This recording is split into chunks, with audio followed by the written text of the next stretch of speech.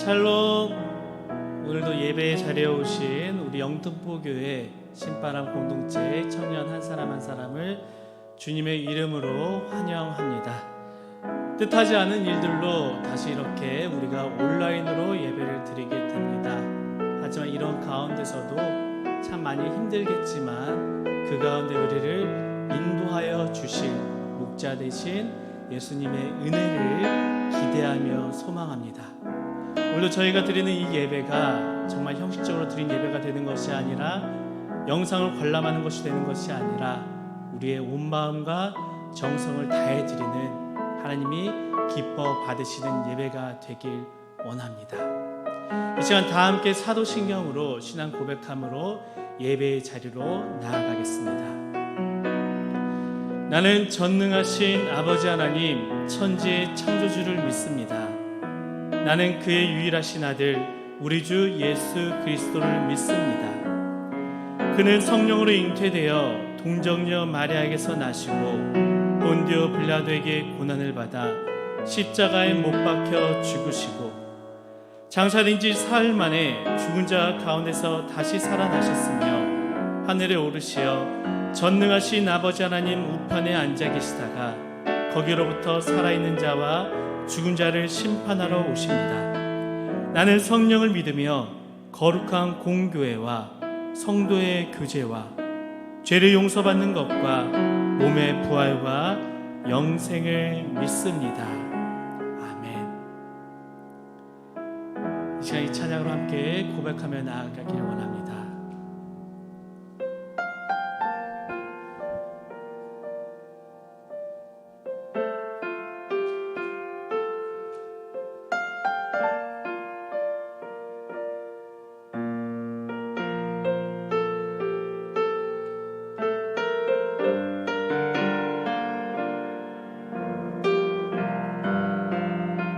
삶의 작은 일에도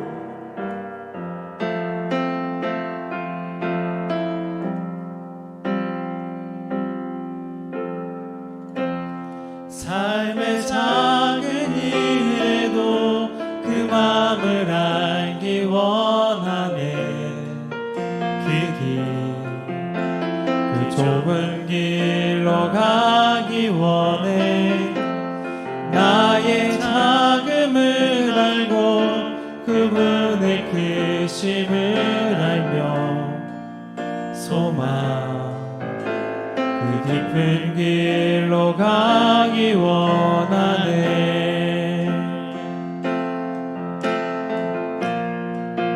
삶의 작은 일에도 삶의 작은 일에도 그 마음을 알기 원하네. 그 좁은 길로 가기 원해. 나의 작음을 알고 그분의 크심을 알며 소망 그 깊은 길로 가기 원하네.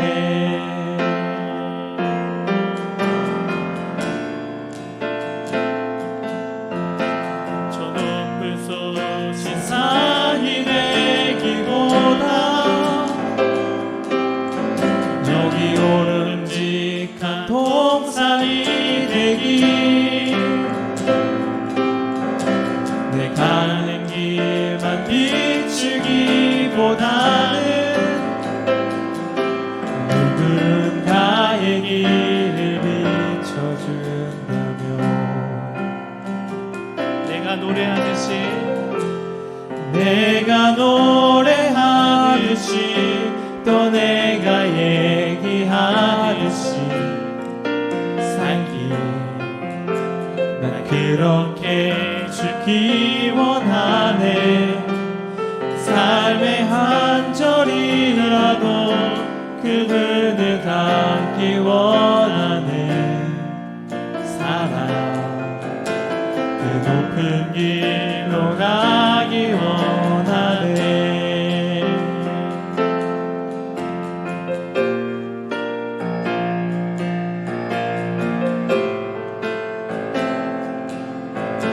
다시 함께 고백하며 나아갑니다. 삶의 작은 일에도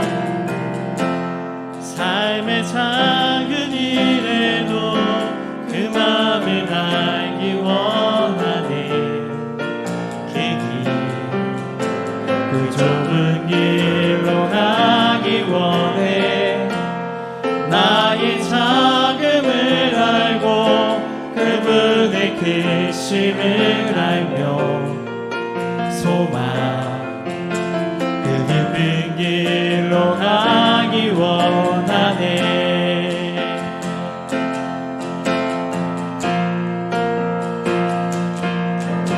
저 높이 솟은 산이 되기보다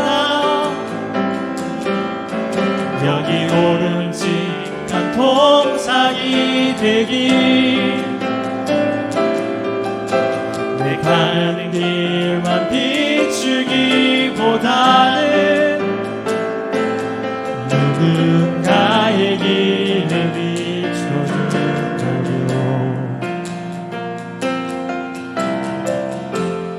내가 노래하듯이 또 내가 얘기하듯이 살기.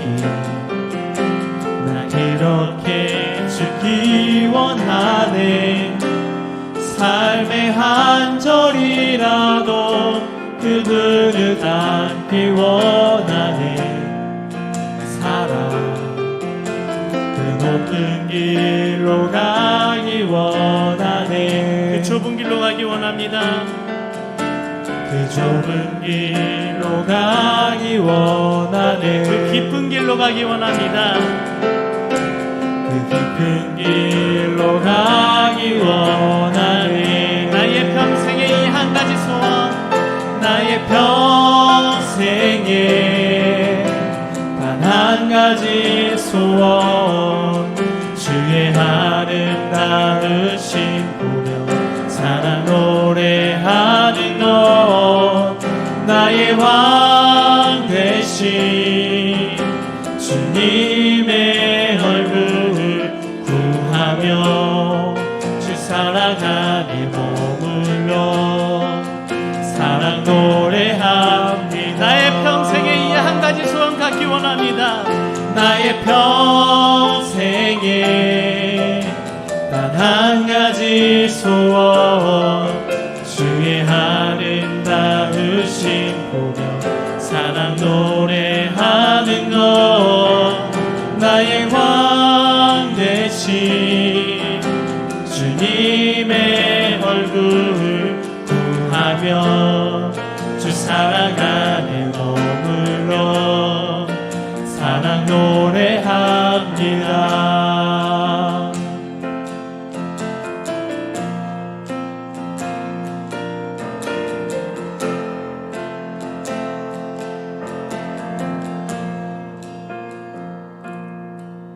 주님 내가 주의 장막을 사모합니다. 오직 주의 임재를 갈망합니다. 주의 집에서의 하루가 다른 곳의 첫날보다 좋으니 주 사랑 안에 머물며 사랑 노래합니다.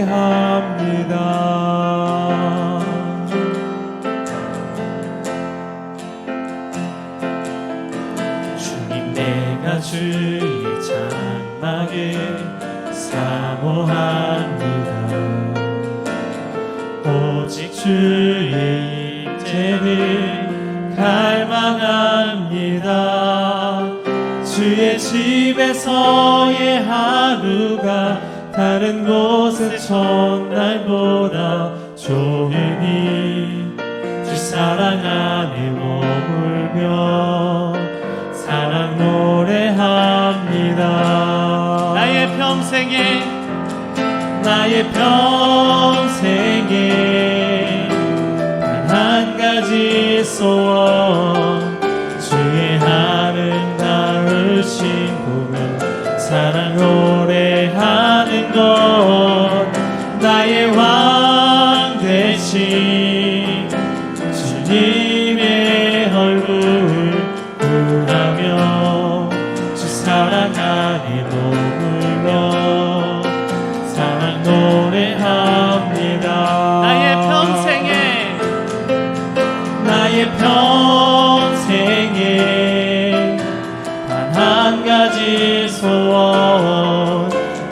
아름다우신 복음 사랑 노래하는 것 나의 왕 되신 주님의 얼굴 구하며 주 사랑 안에 머물며 사랑 노래합니다. 사랑하는 우리 영등포 교회 청년 여러분, 지금 우리가 가지고 있는 소원은 무엇입니까? 지금 우리가 들었던 그 찬양의 가사처럼 우리의 소원이 단 한 가지, 우리 주님을 노래하며 주님을 향해 바라보는 이것이 되게 해달라고 이 시간 묵상으로 기도하며 예배 자리로 나아가겠습니다.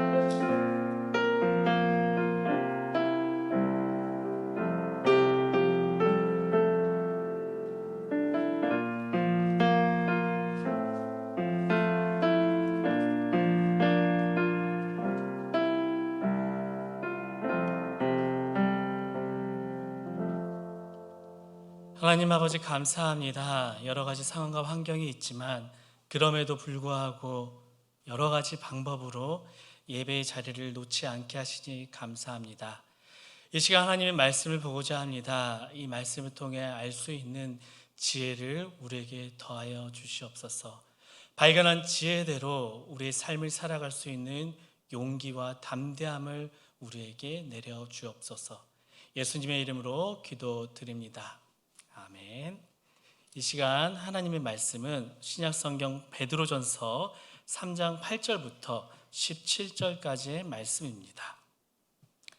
베드로전서 3장 8절부터 17절까지의 말씀입니다. 가능하신 우리 청년들은 영상으로 함께 말씀을 읽으면 좋을 것 같습니다. 함께 봉독하도록 하겠습니다. 마지막으로 말하노니 너희가 다 마음을 같이하여 동정하며 형제를 사랑하며 불쌍히 여기며 겸손하며 악을 악으로 욕을 욕으로 갚지 말고 도리어 복을 빌라. 이를 위하여 너희가 부르심을 받았으니 이는 복을 이어받게 하려 하심이라. 그러므로 생명을 사랑하고 좋은 날 보기를 원하는 자는 혀를 금하여 악한 말을 그치며 그 입술로 거짓을 말하지 말고 악에서 떠나 선을 행하고 화평을 구하며 그것을 따르라. 주의 눈은 의인을 향하시고 그의 귀는 의인의 간구에 기울이시되 주의 얼굴은 악행하는 자들을 대하시느니라 하였느니라. 또 너희가 열심으로 선을 행하면 누가 너희를 해하리요. 그러나 의를 위하여 고난을 받으면 복 있는 자니 그들이 두려워하는 것을 두려워하지 말며 근심하지 말고 너희 마음에 그리스도를 주로 삼아 거룩하게 하고 너희 속에 있는 소망에 관한 이유를 묻는 자에게는 대답할 것을 항상 준비하되 온유와 두려움으로 하고 선한 양심을 가지라. 이는 그리스도 안에 있는 너희의 선행을 욕하는 자들로 그 비방하는 일에 부끄러움을 당하게 하려 함이라. 선을 행함으로 고난을 받는 것이 하나님의 뜻일진데 악을 행함으로 고난 받는 것보다 나으니라. 아멘. 오늘은 이 말씀을 가지고 마지막으로 말하노니라는 제목으로 함께 은혜를 나누고자 합니다. 사랑하는 우리 청년들, 영상으로 이렇게 만나니 반갑습니다. 예상치 못한 일들이 계속 일어나고 있습니다. 하지만 그럼에도 불구하고 우리가 주님께 더 가까이 나아가길 소망합니다. 그리고 코로나로 인해 부디 우리가 코로나 때문에 정말 예배자의 삶을 등한시 여기는 것이 아니라 코로나 때문에 더욱더 주님께 집중하며 말씀과 기도로 붙잡는 우리 공동체가 되길 간절히 바랍니다. 오늘 본문은 마지막으로 말하노니란 이 구절로 시작을 하고 있습니다. 베드로전서는 몇 장까지 있죠? 5장까지 있습니다. 그런데 오늘 본문은 3장 8절입니다. 베드로전서 중간을 조금 넘어설 이 즈음에 베드로는 좀 갑작스럽게 마지막으로 말하노니라 말하고 있습니다. 헬라 사람들에게 이 마지막으로라는 말은 지금부터라는 의미가 있습니다. 즉 문법적으로 무엇인가 이제부터 중요한 본론을 이야기할 때 사용하는 용어입니다. 오늘 본문 전까지는 그리스도인으로서 종들에게 그리고 아내와 남편들에게 하는 이 좁은 범위의 권고였다면은 오늘 본문의 이제 8절부터는 그 범위가 점차 확대되어 이제는 모든 그리스도인들에게 그리고 오늘이라는 이 시간을 살아가고 있는 우리에게 본격적으로 전하는 이 베드로의 메시지입니다. 본문에서 베드로는 그리스도인으로서 이 세상을 살아갈 때 우리가 보여야 할 여러 가지 권고사항들을 말합니다. 이 말씀을 보며 과연 이 베드로가 요청하는 이 고난 가운데 지켜야 할 반드시 붙잡아야 할 이 그리스도인의 모습이 지금 우리 안에 있는지 함께 점검해 보는 시간이 되길 바랍니다. 이 시간 베드로가 권면하는 이 그리스도의 모습을 5가지 키워드입니다. 5가지 키워드로 함께 좀 보도록 하겠습니다. 첫 번째 키워드는 하나됨입니다. 하나됨. 8절 상반절을 보면은요 이렇게 말합니다. 마지막으로 말하노니 너희가 다 마음을 같이하여. 그리스도인들로서 이 그리스도인들끼리 먼저 너희가 서로 하나가 되라는 것입니다. 이 하나됨은 교회를 다니는 이 모두가 획일적으로 똑같은 마음과 똑같은 생각을 하라는 것이 아닙니다. 다양성 속에서 그럼에도 불구하고 예수님으로 인해 하나가 되라는 것입니다. 결코 어떻게 보면 좀 쉽지 않은 일입니다. 한 교회를 다니더라도 어떤 내용에 대해 생각과 견해가 다를 수 있습니다. 정치적 견해도 다를 수 있고 또 추구하는 각자가 원하는 이 삶의 방식이 다를 수 있습니다. 이 가운데 성경이 말하는 하나됨은 그럼에도 불구하고 하나됨을 유지하라는 것입니다. 고린도전서 12장 1절을 보면 이 하나됨에 대해 바울은 이렇게 말했습니다. 함께 읽어볼까요? 몸은 하나인데 많은 지체가 있고 몸의 지체가 많으나 한 몸인가 같이 그리스도도 그러하니라. 이 구절을 보면 그리스도와 우리의 관계를 이 몸의 관계로 설명하고 있습니다. 그렇다면 여러분, 건강한 몸이란 어떤 몸입니까? 머리의 생각대로 몸이 움직이는 것, 이 몸이 바로 건강한 몸입니다. 이 성경을 보면 중풍병이라는 병이 몇 번 나오죠. 중풍병에 걸리면 가장 힘든 게 무엇입니까? 머리의 생각대로 이 손과 발이 몸이 움직이지 않는 것입니다. 굉장히 괴롭고 굉장히 고통이 있습니다.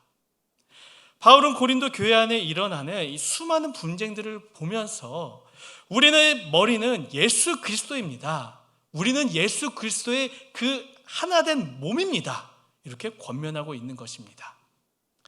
머리인 예수 그리스도의 생각에 따라 이 몸이 움직이면 그 몸은 하나가 된 건강한 몸입니다. 그러나 이 머리이신 예수 그리스도의 생각대로 움직이는 것이 아니라 각자의 손은 손대로 발은 발대로 각자의 생각대로 움직이게 된다면 그 몸은 건강한 몸이 아닙니다. 그렇다면 우리가 몸인 이 생각대로 움직여야 되는데 예수 그리스도의 생각은 무엇일까요? 그 생각은 바로 말씀입니다. 말씀대로 내가 지금 움직이고 있습니다. 말씀을 어떻게든 지키면서 살아가 보려고 노력하고 있습니다. 그렇다면 나의 신앙은 머리이신 예수님의 생각에 따라 움직이는 것이며 하나님을 향해 조금씩 나아가고 있는 것입니다. 그러나 내가 말씀대로 움직이지 않고 있습니다. 말씀은 그저 예배당에서 잠시 읽는 책일 뿐 그 외에 나의 삶은 그저 내 맘대로 살아가고 있습니다.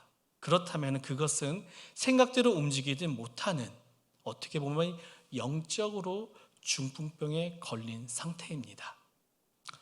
또 바울은 에베소서 4장 13절에서 이 하나됨을 강조하면서 이렇게 말하고 있습니다. 제가 읽겠습니다. 우리가 다 하나님의 아들을 믿는 것과 아는 일에 하나가 되어 온전한 사람을 이루어 그리스도의 장성한 분량이 충만한 데까지 이르리니. 우리가 예수 그리스도를 믿는 것과 아는 것에 이 하나가 되어 그리스도께 가까이 갈 수 있으며, 그래야지만 그때 다른 그리스도인들과도 하나가 될 수 있다는 것입니다. 오늘도 우리는 예배를 드립니다. 때로는 이 말씀을 통해 은혜를 받고 감동을 받고 눈물을 흘릴 때도 있죠. 그런데 그 가운데 거기까지입니다. 생활의 변화가 없습니다. 그러한 신앙은 마치 이 바리새인과 같이 이중적인 신앙생활을 하고 있는 것입니다. 이러한 패턴이 길어지면요, 이 신앙의 실력만 늘게 됩니다. 설교를 들으면서 감동은 받되 설교를 듣는 기준과 수준만 높아지는 것입니다. 신앙의 용량만 이렇게 점점 그릇이 커지게 되는 것이죠. 이 커진 신앙의 용량이 말씀을 통해 받은 감동이 이 삶으로 좀 나가야 되는데, 이어져야 하는데, 이 신앙의 용량만 커지게 된다면은 예배를 드리며 판단을 하게 됩니다. 자신의 기준이 워낙 높아졌기 때문에 거기 기준에 채워지지 않는다면은 이 예배를 드려도 그 예배 가운데 전혀 은혜가 없게 되는 것입니다. 그러한 삶은 마치 바리새인과 같이 교회와 다른 사람들을 판단과 정죄할 뿐 그의 삶에는 다른 이들과의 분란만 일어나게 됩니다. 이 하나됨이 전혀 일어나지 않게 됩니다. 사랑하는 우리 청년들, 오늘도 우리는 이렇게 영상으로 예배를 드리고 있습니다. 우리가 말씀을 통해 알게 된 그 예수님의 생각, 그 생각대로 움직이는 손과 발이 되시길 바랍니다. 그래야지만 각자 다른 모습과 다른 생각을 가진 우리가 하나가 될 수 있습니다. 그래서 건강한 신앙생활을 누리는 우리가 되길 바랍니다. 두 번째 키워드는 형제 사랑입니다. 한번 영상으로 한번 따라해 볼까요? 형제 사랑. 감사합니다. 8절을 다시 한번 함께 좀 읽어보도록 하겠습니다. 마지막으로 말하노니 너희가 다 마음을 같이하여 동정하며 형제를 사랑하며 불쌍히 여기며 겸손하며. 베드로는 마음을 같이하여 하나가 된 후에 그 다음에 동정하며 형제를 사랑하며 불쌍히 여기라 합니다. 동정, 형제 사랑, 불쌍히 여기는 것. 물론 구체적으로 집중해 본다면요, 세 가지는 비슷하지만 다르겠죠. 하지만 크게 하나의 단어로 이것을 묶어 본다면은 사랑이라 부를 수 있습니다. 좀 더 구체적으로 자세하게 형제 사랑이라고 말할 수 있습니다. 바로 내 이웃과의 사랑입니다. 이 말이 무슨 말입니까? 서로를 진정 사랑해 줄 수 있는 이웃이 되라는 것입니다. 다 알고 있는 것처럼 이 성경 전체는 딱 두 가지의 사랑 이야기입니다. 하나님의 사랑 이야기와 이웃의 사랑 이야기입니다. 먼저 우리가 하나님을 사랑해야 합니다. 어떻게 사랑할 수가 있겠습니까? 어떻게 보이지 않는 하나님을 우리가 사랑할 수 있겠습니까? 그것에 대한 힌트가 마태복음 22장 37절부터 39절까지 있는데 우리가 좀 함께 읽도록 하겠습니다. 예수께서 이르시되 내 마음을 다하고 목숨을 다하고 뜻을 다하여 주 너의 하나님을 사랑하라 하셨으니 이것이 크고 첫째 되는 계명이요 둘째도 그와 같으니 내 이웃을 내 자신과 같이 사랑하라 하셨으니. 여기서 맨 마지막 부분인 39절을 보면 이렇게 표현하고 있었죠. 둘째도 그와 같으니. 첫째 계명이 무엇이었죠? 하나님을 사랑하는 것입니다. 둘째도 그와 같다고 말합니다. 즉 이웃을 사랑하는 것이 하나님을 사랑하는 것과 같다라는 것입니다. 누가복음 10장에 보면은요, 예수님께서 율법교사가 찾아와서 예수님, 누가 지금 내 이웃입니까? 이 두 가지 사랑을 말하는 예수님께 내가 이웃을 사랑해야 한다고 말씀하셨는데 누가 내 이웃입니까? 이렇게 말하는 그 율법교사에게 예수님께서는 하나의 이야기를 하십니다. 바로 선한 사마리아인의 이야기이죠. 어떤 사람이 여리고로 내려가다가 강도를 만나게 됩니다. 가지고 있는 것을 다 빼앗기게 됩니다. 그리고 그 앞을 세 사람이 지나게 되죠. 먼저 지나갔던 이 두 명의 사람은 제사장과 레위인이었습니다. 이들은 여리고로 가는 길이었으니 이들은 분명 예배를 드리러 가는 예배자들이었습니다. 성경은 그 강도를 만난 그 어려움에 처한 이 사람의 상태를 마치 얼핏 보면 거의 죽은 것 같다고 표현하고 있습니다. 이 제사장과 레위인은요, 이 사람을 보고 그냥 지나쳤습니다. 어쩌면 이들의 마음 가운데는 내가 예배 드리러 가는 길이니까, 내가 예배자이니까 이 시체를 만짐으로 부정해지는 것을 피하기 위해, 정결을 유지하기 위해 이 사람을 보고도 그냥 지나간 것입니다. 어떻게 보면은 옳은 모습으로 우리가 이해할 수도 있겠죠. 마지막으로 이 앞을 사마리아인이 지나가게 됩니다. 그 사람을 보고 그 사람에게 다가갑니다. 그를 일으킵니다. 그를 챙겨줍니다. 그리고 그를 주막에 맡겨 그를 계속해서 돌보아 주기 위해 최선을 다합니다. 예수님께서는 이 이야기를 마치시고 다시 그 질문을 한 이들에게 반문합니다. 이 이야기 가운데 누가 강도 만난 자의 이웃인가? 누가 이웃이죠? 바로 사마리아인입니다. 우리는 형제를 사랑하는 이웃이 되어야 합니다. 그런데 누가 이웃입니까? 내 중심으로 내가 친한 사람들, 나에게 가장 가까운 사람들, 나에게 어떤 도움을 준 사람들, 그 사람이 이웃이 아니라는 것입니다. 이 시점에 변화가 일어나야 됩니다. 어려움이 있는 그 한 사람이 있습니다. 그 사람의 시점 중심으로 그 사람에게 가까이 다가가서 도움을 줄 수 있는 그 사람이 바로 이웃입니다. 이웃의 주체가 바로 내가 아니라 강도 만난 사람, 즉 도움이 필요한 어려운 사람이라는 것입니다. 여러분, 이 세상은 마치 강도 만난 자들과 같습니다. 어려움에 처해져 있는 사람이죠. 그런데 이 세상을 보면서 레위인과 같이, 제사장들과 같이 다가가지 못하는 이 그리스도인들이 참 많이 있습니다. 그런데 그 가운데 세상 사람들에게 먼저 다가가 이웃이 되어주라는 것입니다. 이러한 모습을 누가 먼저 보여주셨죠? 바로 예수님이십니다.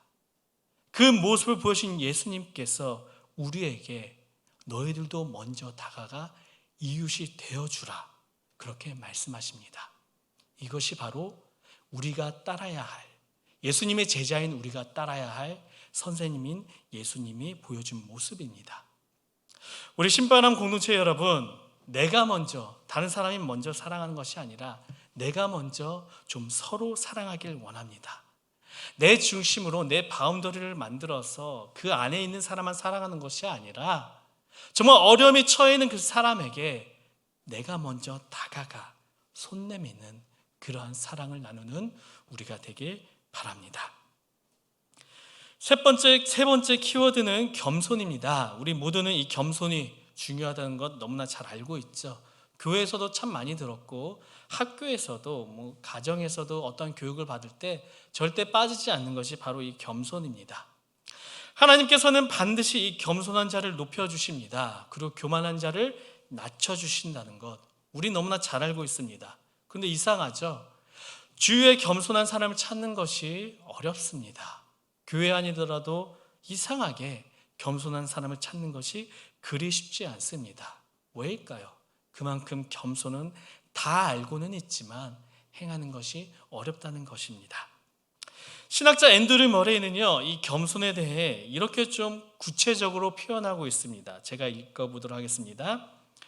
겸손은 내게 일어난 일에 대해서 이상하게 생각하지 않는 태도이다. 다시 한번 제가 읽을게요. 겸손은 내게 일어난 일들에 대해서 이상하게 생각하지 않는 태도이다. 우리는 때로 예상치 못한 어려움이 생깁니다. 어떤 생각을 갖게 됩니까? 하나님, 왜 하필 저입니까? 그리고 왜 하필 이때입니까? 이런 생각 가지며 원망할 때가 있죠.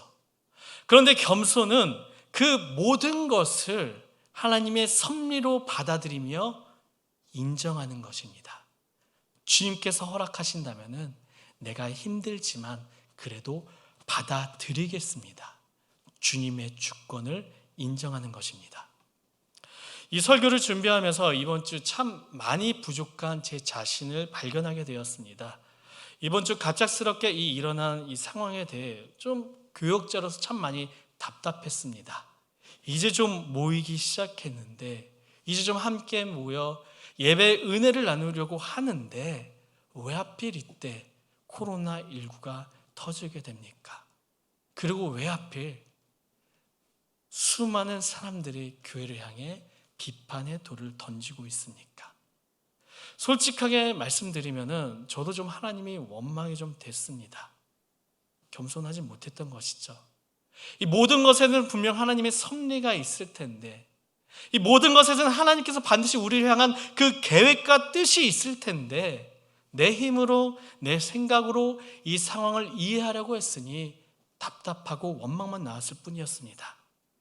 여러분, 모든 상황 내가 가지고 있다고 절대 해결되는 일 하나도 없습니다. 이 모든 상황, 이 세상을 만드신 그 하나님께 맡기시길 바랍니다. 그 가운데 하나님의 주권을 인정하며 그 가운데 반드시 실수가 없으신 하나님의 계획이 있음을 인정하며 오늘 하루를 열심히 살아가는 것, 그것이 바로 겸손입니다. 네 번째 키워드는 선행입니다. 9절을 함께 읽어보도록 하겠습니다. 9절입니다. 악을 악으로 욕을 욕으로 갚지 말고 도리어 복을 빌라. 이를 위하여 너희가 부르심을 받았으니 이는 복을 이어받게 하려 하심이라. 악을 악으로 욕을 욕으로 갚지 않는 것, 이것이 바로 선행입니다. 그리고 이것이 우리가 그리스도인이 가져야 할 모습입니다. 이 세상은 어떻습니까? 철저한 보복의 원리에 따라 움직입니다. 권력도 그렇죠. 사회도 그렇습니다. 심지어 학교나 회사, 어쩔 때는 가정에서도 일어나게 됩니다. 드라마를 봐도 이 주인공이 악역을 향해 멋지게 보복을 해야지만 시청자들이 점점 많아지게 되죠.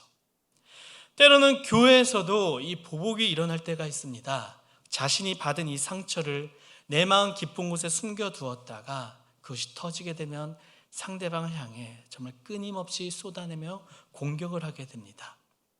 사랑하는 우리 청년들, 혹시 내 마음에 아직 용서하지 못한 누군가가 있으십니까?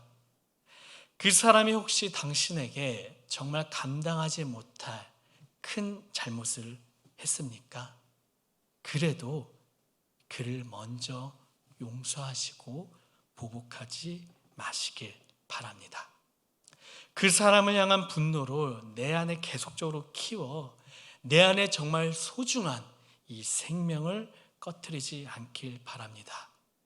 굉장히 좀 어려운 일이죠. 그러나 기도로 우리가 주님께 나아가면은 그것이 가능할 줄 믿습니다. 이 17절을 보면은요, 이러한 어려운 선을 행함에 대해 베드로는 이렇게까지 강조합니다. 함께 17절 읽어볼까요? 선을 행함으로 고난을 받는 것이 하나님의 뜻일진데 악을 행함으로 고난을 받는 것보다 나으니라. 어차피 고난을 받는 것이라면은 성을 행하며 고난을 받는 것이 더 낫다는 것이며, 심지어 그것이 누구의 뜻이라고요? 하나님의 뜻이라고 명확하게 말합니다. 성경 전체를 보면은요, 그 하나의 워딩 가운데 이것이 하나님의 뜻입니다. 물론 전체가 하나님의 뜻이겠지만 강조하면서 이것이 하나님의 뜻이다 말하는 것이 그렇게 많지 않습니다. 우리가 다 알고 있는 항상 기뻐하라, 쉬지 말고 기도하라, 범사에 감사하라, 이것이 너희를 향하신 하나님의 뜻이니라, 이렇게 말하고 있는 것이 있고, 그리고 이것, 오늘 본문에 나오는 하나님의 뜻 무엇이라고요? 고난 가운데 우리가 선을 지키며 서 있는 것, 이것이 바로 누구의 뜻? 하나님의 뜻이라는 것입니다. 너무나 교과서적인 이야기로 들리십니까? 그러나 이것이 바로 주님의 말씀이며 이러한 삶을 보여주신 분이 바로 주님이십니다. 오늘부터 좀 함께 좀 기도하기 원합니다. 주님, 내 안에는 정말 나에게 조그만 가시만한 그러한 사람도 용서할 힘이 없습니다. 주님께서 내 안에 들어오셔야지만 내가 미워하는 마음의 벽을 녹일 수 있습니다. 성령님, 내 마음에 들어오셔서 오늘 하루도 하나님의 뜻대로 살 수 있도록 우리를 인도하여 주옵소서. 이렇게 기도하며 누군가 나에게 악으로 다가올 때 요셉 기억하시죠? 형제들에게 악을 선으로 갚았던 것처럼 그 요셉과 같이 그 악인에게 악을 선으로 갚는 그러한 놀라운 변화가 우리 안에 있길 간절히 바랍니다. 마지막 5번째 키워드는 입술을 지키는 것입니다. 10절을 보겠습니다. 그러므로 생명을 사랑하고 좋은 날 보기를 원하는 자는 혀를 금하여 악한 말을 그치며 그 입술로 거짓을 말하지 말고. 말에는 힘이 있습니다. 좋은 말은 생명을 살릴 때도 있습니다. 그러나 좋지 않은 말은 반대로 생명을 죽일 때도 있습니다. 이 시대에 참 많은 교회들이 아픔을 겪고 있습니다. 이 아픔 과연 어디서부터 시작이 된 것일까요? 말부터 시작이 되었습니다. 여러분, 교회 공동체는 뭔가 이 주먹으로 깨지지 않습니다. 이 교회를 깨기 위해 사탄이 사용하는 가장 강력한 무기는 바로 말입니다. 성경을 보면 혀는 불과 같아서 때로는 이 온 집을 다 태운다고 경고합니다. 그리고 시편 141편을 보면은 심지어 시편 기자는 이 말이 너무나 무섭기 때문에 내 입술에 파수꾼을 세워 주님 내 입술을 지켜달라고까지 기도드리죠. 이 시간 잠시 지난 한 주간 우리의 말들, 내 입에서 나온 말들을 좀 되돌아보았으면 좋겠습니다. 어땠습니까? 누군가에게 혹시 가시가 되어 찔러버린 것은 아니신지요? 부디 우리의 입술에서 나오는 그 말들이 이번 한 주간 정말 썩은 내가 진동하는 정말 안 좋은 말이 되는 것이 아니라 우리의 입에서 나오는 그 말들이 정말 예수 그리스도의 그 사랑과 복음의 향기를 널리 전할 수 있는 그러한 평화의 도구로 사용되시길 간절히 소망합니다. 말씀을 이제 좀 마치고자 합니다. 베드로는 이 마지막으로 말하노니 오늘 본문부터 이제 본격적으로 그리스도인인 우리에게 하나님의 메시지를 전합니다. 5가지 키워드로 나눴습니다. 하나됨, 형제사랑, 겸손, 선행, 말입니다. 이 5가지를 두고 하나님 앞에서 이번 한 주 우리가 좀 우리의 삶을 두드려 보며 점검해 보길 바랍니다.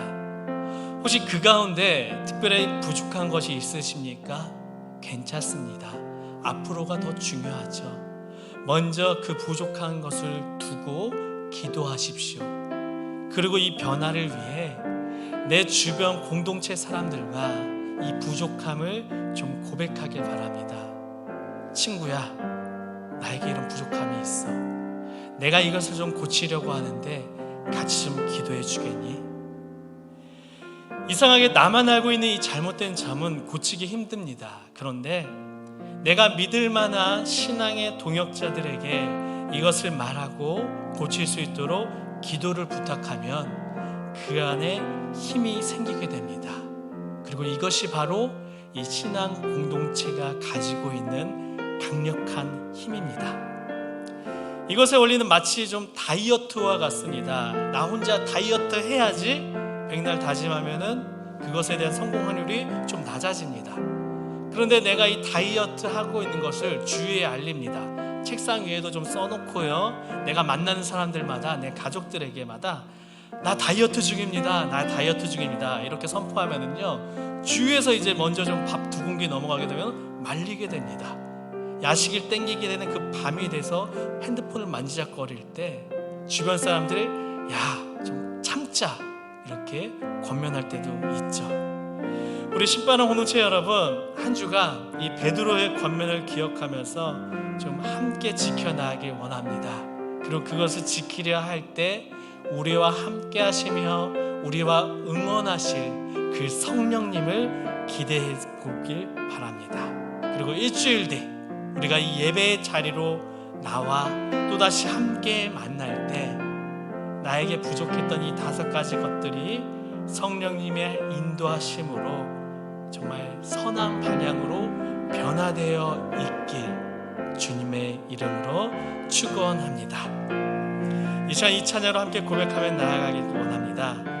주님, 나에게 소원이 딱 하나 있다면은 정말 부자가 되는 것이 아니라 이것이 되길 원합니다. 이 찬양으로 함께 고백하며 나아가겠습니다.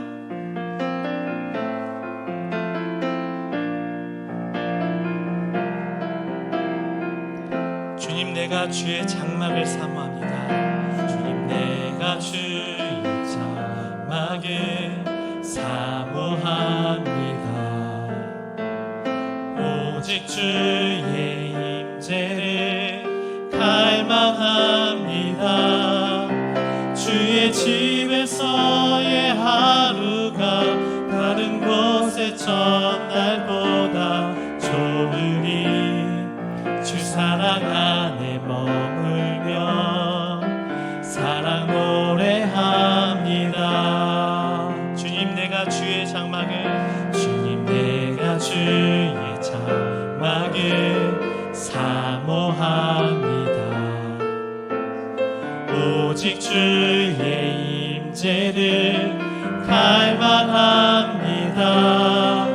주의 집에서의 하루가 다른 곳의 첫날보다 좋으니 주 사랑 안에 머물며 사랑 노래합니다. 나의 평생에 단 한 가지 소원, 주의 아름다우심 보며 사랑 노래하는 것. 나의 왕 되신 주님의 얼굴 구하며 주 사랑 안에 머물며 사랑 노래합니다. 나의 평생에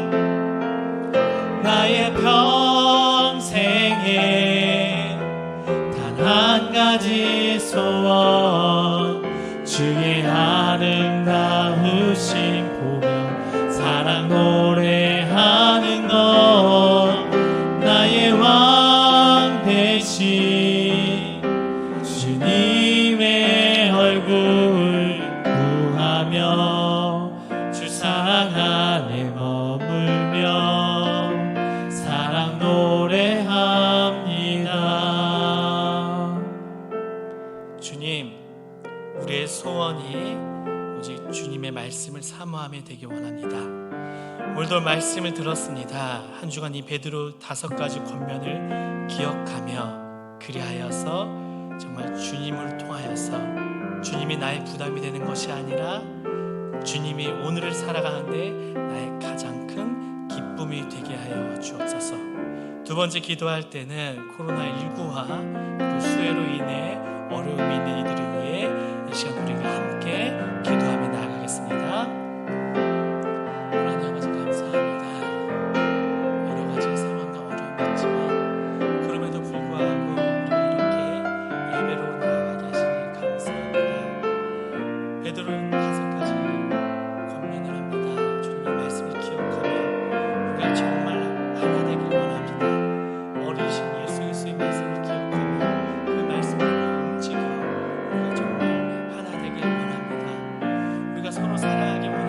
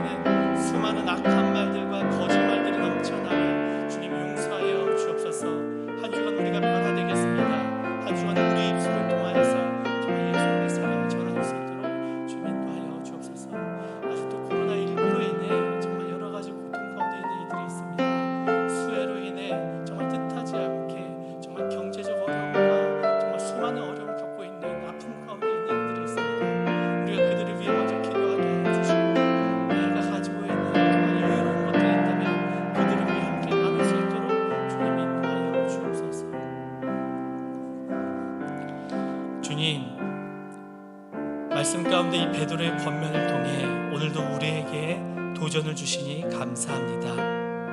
포기하지 않길 원합니다. 기도하며 시도해 보겠습니다. 성령님, 연약한 우리와 함께 하셔서 놀라운 생명이 일어나는 한 주간 이 삶의 변화를 경험하게 하여 주옵소서.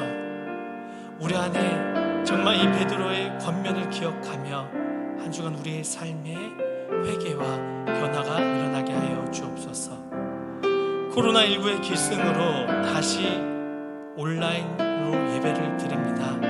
모든 이 과정 가운데 하나님의 섭리만을 바라보며 잠잠히 내가 먼저 깨어 기도하게 하여 주옵소서. 수해로 갑작스런 어려움에 처한 이들이 있습니다. 우리가 외면하지 말게 하시고 공감하여서 내 안에 선한 일들을 꿈꾸게 하여 주옵소서. 이 모든 말씀 살아계신 우리 주 예수 그리스도의 이름으로 간절히 기도드리오며, 이제는 우리에게 이미 생명의 길을 보여주신 예수 그리스도의 은혜와 이 길을 만드신 하나님의 사랑과 오늘도 이 길을 벗어나지 않고 감당하며 걸을 수 있는 힘을 주시는 이 성령님의 함께하심이 베드로 사도의 권면을 기억하며 한 주간도 부족하지만 그 권면대로 살고자 하는 우리 청년들 위해, 그들의 삶 위에 이제부터 영원까지 함께 하시기를 간절히 축원하옵나이다. 아멘.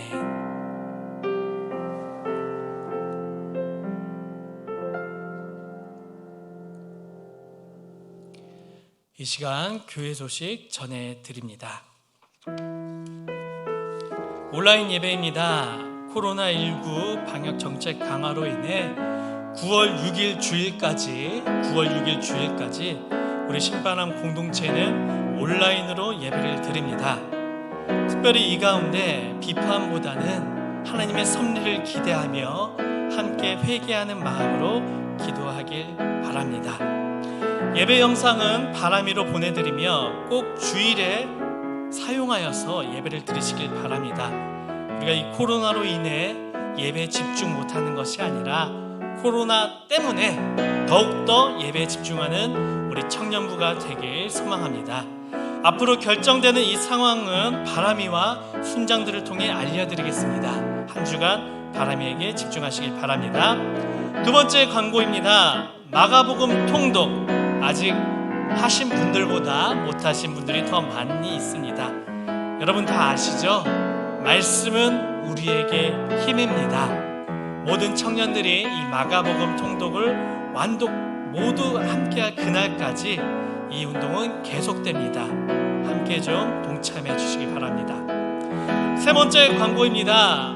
지난주 말씀 퀴즈 3명의 청년이 보내주셨는데 너무나 감사합니다.